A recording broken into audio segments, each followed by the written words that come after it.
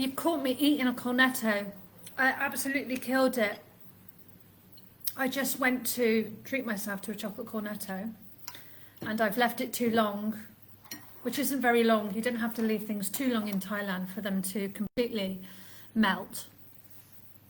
And I'm left with the cone and the ice cream melted on a plate. Disaster. And what is my life doing? It says 00, which normally means that it hasn't started. What is going on? So I thought I would just jump on because I am bringing my story together for the next book in the series of Triumph Over Trauma. So this book is Transmute Trauma, Discover Who You Truly Are. It's a co-authored book.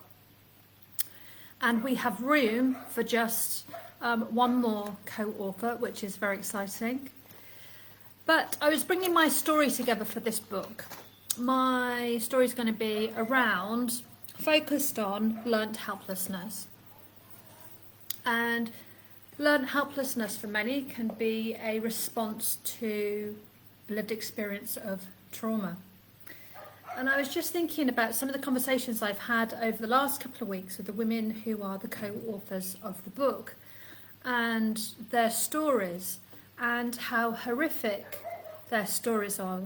Because it's not just one case of abuse, of rape, of assault, of domestic violence, of child abuse.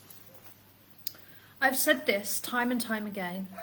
And what generally tends to happen is someone will experience some form of abuse in their life. And what happens is, if that situation isn't explored, isn't looked at, isn't dealt with, trauma leaves such an imprint on the human psyche for that individual that they find themselves in other situations that put them at risk, that are of significant danger to their physical, mental and emotional well-being. So this is not unusual. If you have experienced some form of abuse in your life, whether that's a child or whether that is an adult, I would not be surprised if you said to me, Wendy, all of these other things have happened in my life as well. You may not necessarily connect the dots together. You may not necessarily think things are connected. But when you start to dig deeper, when you start to get under the skin of things, you will discover that there is absolutely a connection somewhere from the past that is interfering with your future. But I am really taking a stand now, and this is what the books are about. They are about women's stories of very painful and traumatic events that have happened to them and what they have done to recover and heal during that, sometime after that event, let's say. And I'm really taking a stand now against abuse of any kind. Now this abuse is genderless. It's male and female abusers. It's not male, just male. It's not just female. It is male and male abusers. And the victims are however that individual wants to be described.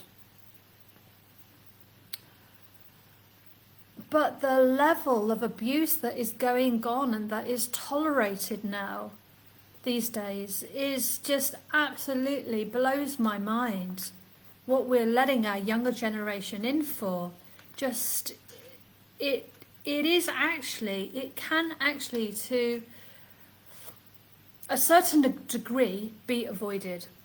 Absolutely, because this is about education, it's about having the right services, but I also believe that there is a part here for us to play as the survivors of abuse, whatever abuse that is. And that is for us to come forward and for us to start sharing our story, letting people know our secrets, letting people know about the abuse it is that we faced, Because ultimately what that does is it provides education, and it provides an opportunity for other people to be able to recover and heal.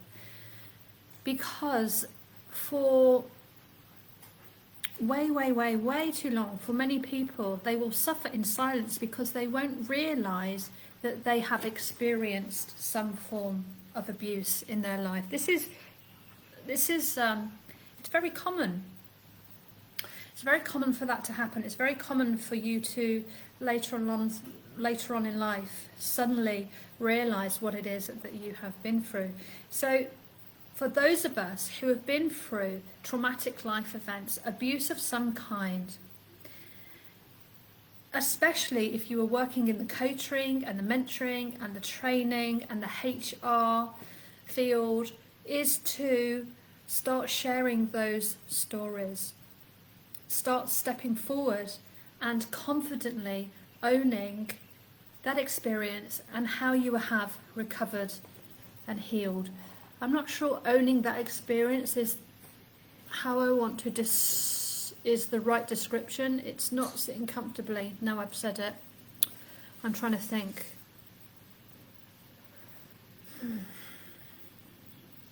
I do believe that if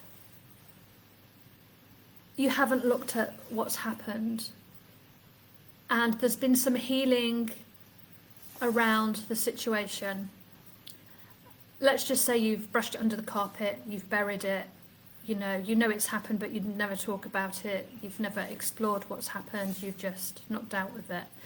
I do truly believe that that will impact on you negatively. You just may not consciously be aware of it. That will affect the level of happiness you experience in your life. It will affect whether you reach your full potential or not, because it will be playing out in your psyche unconsciously. One of the things I really love about these books, because I write a chapter as well, is that it gives me the most amazing opportunity. That's what's inspired this video. It gives me the most amazing opportunity to heal again, to heal something else that has happened in my life, to get under the bonnet of it, to get under the skin of it, to take a closer look at how it's impacting my everyday life now. Because it is. It absolutely is, because it's part of that experience, is part of who I am. I just need to bring conscious awareness to it so that I can make better decisions. So as I said, my chapter is about learnt helplessness and my journey of how I started to slip in to become helpless, to become playing a victim, to get in my own way, to sabotage. How did I start sabotaging my success? And a lot of that has been by a behaviour called learnt helplessness, which basically means that my belief system is hardwired for failure. And it's hardwired for failure because of how I was brought up in the UK care system, because of that being institutionalised in the UK care system and what it is that I experienced on that for a long time. So that's what I'm going to be writing about in the book. But I want you to stand with me, whether you buy the books, whether you are an author in the book, whether you have suffered some form of abuse. I want you to start standing with me and just saying no to any type of abuse, because it's going on around us everywhere. If we only opened our eyes and paid attention to what was going on around us, I think we would be conscious awareness. I think we would be quite shocked, and I think we might be quite shocked at the role we are actually playing within that normalizing of abuse. People don't like to talk about it, but that's natural, because that's what trauma does. It makes you shut up. Not just the people that are abusing you, or the thing it is that you've been through, but That's the natural trauma response, is for you to not talk about it. But there comes a time, if you really want to heal and move forward, you have to talk about it.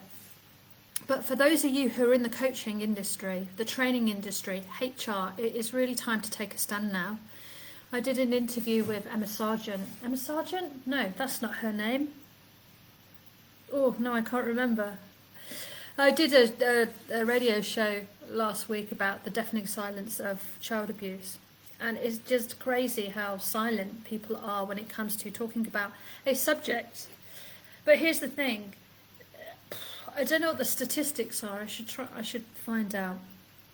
I don't know what the statistics are of how many people in 100 room would be a victim, how many people of 100 people in a room would be the perpetrator.